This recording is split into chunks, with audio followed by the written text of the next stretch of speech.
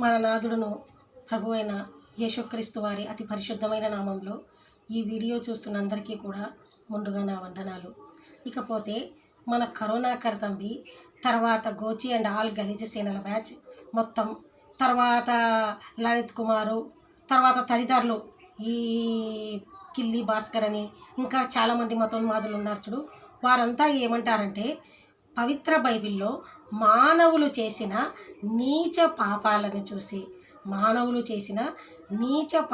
చూసి బైబిల్ బూతు పుస్తకము చదవకూడదు అంటారు. నిజానికి మనం వాటిని చూసినట్లయితే బైబిల్లో దేవుడు ఎంతో పరిశుద్ధుడు. దేవుని లక్షణం కూడా పరిశుద్ధత. ఎందుకంటే పాపాలు చేసే ఒకే ఒక జంతువు ఈ లోకంలో మానవులు మాత్రమే. ఏ జంతువు ఈ సృష్టిలో పాపం చేయదు. ఈర్ష్య, అసూయ, ద్వేషం ఇలాంటివి ఏ జంతువులో కూడా మనకు మచ్చుకైనా కనిపించవు. కానీ ఒక్క మానవులు మాత్రమే జ్ఞానం పెరిగాక వారిలో స్వార్థం వచ్చేసి వారు అసూయ, ఈర్ష్య, ద్వేషం ఇంకా తదితర చెడు కార్యాలు చేస్తూ మనుగడ సాగిస్తూ అనేక కష్టాల పాలవుతున్నారు. అప్పుడు దేవుడు ఏం చేసినాడు? వారికి ప్రవక్తల ద్వారా తర్వాత ఇంకా కొంతమంది ద్వారా మాట్లాడి ఆ పాపాల నుంచి బయటపడేలా చేయాలన్న తాపత్రయం ఉంది.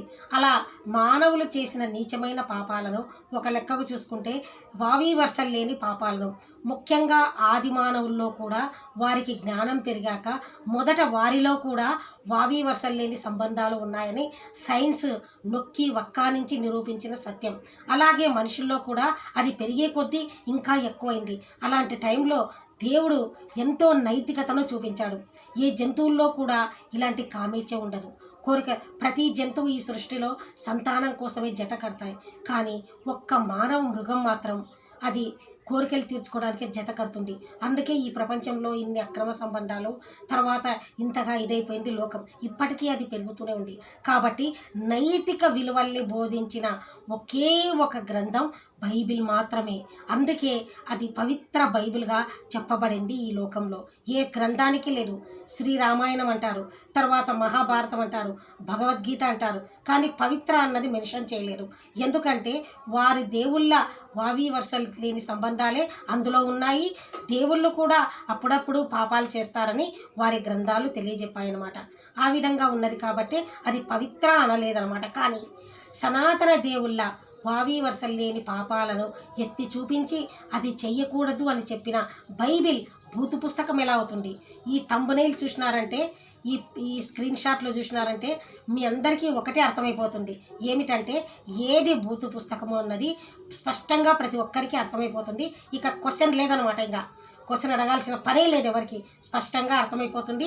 తర్వాత మన దేవుడు ఎంత పవిత్రుడో, ఎంత పరిశుద్ధుడో, ఎంత మహిమగల దేవుడో అందరికీ కూడా ఇట్టే అర్థమైపోతుంది. ఒక్కసారి మనం లేవియ కాండము 18వ అధ్యాయం తీసుకొని చదువుదామా? అది చదివినామంటే మనకు అర్థమైపోతుంది బైబిల్ ఎంత పవిత్రమైన గ్రంథమో, ఎంత నైతిక విలువల్ని బోధించే గ్రంథమో, మానవుల పాపాలను ఖండించిన ఒకే ఒక పరిశుద్ధ గ్రంథము మనకి ఇట్టే అర్థమవుతుంది. ఒక్కసారి మనం అందరము లేవియ కాండము 18వ అధ్యాయం తీసుకొని మనం చదువుదాం. చూడండి, పవిత్ర బైబిలే చెప్పింది, దాన్ని మనం చదువుదాం. అదేమిటంటే లేవియ కాండం 18వ అధ్యాయం. ఇశ్రాయేలీలు ఈ ఆజ్ఞలు వినిపింపమని ప్రభు మోషేతో చెప్పెను. నేను మీ ప్రభు అయిన దేవుడను. మీరు ఐగుప్తున వసించితిరి కదా. ఆ ప్రజల వలె ప్రవర్తింపకూడదు. ఆ ప్రజల వలె మీరు పాపాలు చేయకూడదు. తర్వాత బానిసత్వాన్ని ప్రోత్సహించకూడదు, మీరు ప్రవర్తించకూడదు. అప్పుడు నేను మిమ్ము కానాను మండలమునకు తోడుకొని పోనున్నాను.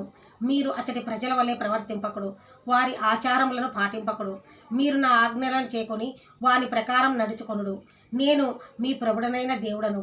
మీరు నా ఆజ్ఞలను చట్టములను అనుసరించలేని వాని వలన జీవమును బడైదురు. నేను ప్రభుడను. మీలో ఎవరు తమ రక్త సంబంధులను వివస్త్రలను చేయరాదు. అంటే వారు ఎవరైనా సరే రక్త బంధాల మధ్య మనకు ఏదైనా అక్రమ సంబంధాలు ఉండకూడదని బైబిల్ ఒక నైతిక సూత్రాన్ని బోధిస్తుంది. నేను మీ ప్రభుడను. నీ తండ్రిని దిగంబరుని చేయరాదు. అతడు నీ తండ్రి. నీ తల్లిని వివస్త్రను చేయరాదు. ఆమె నీ తల్లి. నీ తండ్రి యొక్క ఇతర భార్యలను కూడి అతనిని అవమానింపవలదు. నీ సోదరిని కానీ మారు సోదరిని కానీ కూడరాదు. ఆమె మీ ఇంట పెరిగినను పెరగకున్నను ఈ నియమం వర్తించును. నీ మనవరాలిని కూడరాదు, అది నీకే అవమానకరము. నీ తండ్రికి మరి ఒక భార్య వలన పుట్టిన యువతిని కూడరాదు, ఆమె నీకు మారు చెల్లెలు. నీ మేనత్తను కూడరాదు. ఇలా ప్రతి ఒక్కటి కూడా చదువుకుంటూ పోతే ఒకరి ఎద్దును కానీ ఆశించరాదు, ఒకరి ఇతర పరాయి వస్తువులను కూడా ఆశించరాదు. తర్వాత ఆనాడే చెప్పింది, మనము ఏమన్నావు, పరాయి వస్తువు పాము వంటిదని మన వాళ్ళు అంటుంటారు కదా. కానీ పవిత్ర బైబిలు ఆనాడే మనకు తెలియజెప్పింది, పరాయి వస్తువులను తాకరాదు, పరాయి వాని భార్యను ఆశించరాదు. మరి ఇంతలా మనకు నైతిక విలువలు నేర్పింది ఒక్క ఇజ్రాయేలు దేశంలోనే కాదు, ఆనాటి సమాజంలో వావి వరుసలు లేని సంబంధాలు ఉన్నాయని, మన భారతదేశంలో కూడా ఉన్నాయని హిందూ గ్రంథాలు మనం పద్మపురాణము, శివపురాణము, విష్ణు పురాణము ఇది చదివితే మనకు టక్కున అర్థమైపోతుందన్నమాట. అలాంటి సంబంధాలు ఉన్నది. ఇప్పుడు చెప్పండి, సనాతన గ్రంథంలో వావి వరుసలు లేకుండా పాపాలు చేసిన సనాతన దేవుళ్ళ వావి వరుసలు లేని పాపాలను ఖండించిన పవిత్ర బైబిల్ గొప్పదా, లేదంటే పాపాలను ప్రోత్సహించే గ్రంథాలు గొప్పవా? మీరే ఒక్క క్షణం ఆలోచించి మీరు చూడండి, బైబిల్ ఎంత పవిత్రమైన గ్రంథమో ప్రతి ఒక్కరికి స్పష్టంగా అయిపోతుంది. Praise the Lord, praise the lord.